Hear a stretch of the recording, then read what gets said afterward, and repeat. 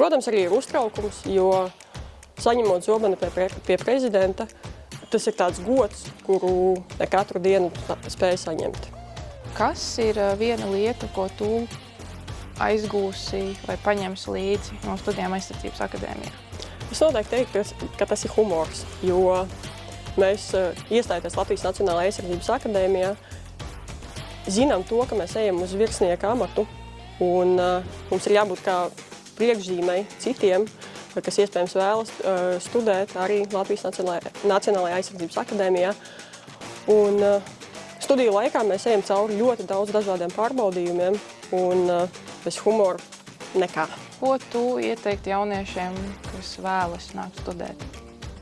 Nebaidies un nāc, jo tā būs jauna pieredze, iegūsi tādus draugus, kurus tu iespējams citur nesatiktu, jo jūs ejat kopīgi cauri dažādām grūtībām, un grūtības ir tās, kas vieno, tāpēc droši.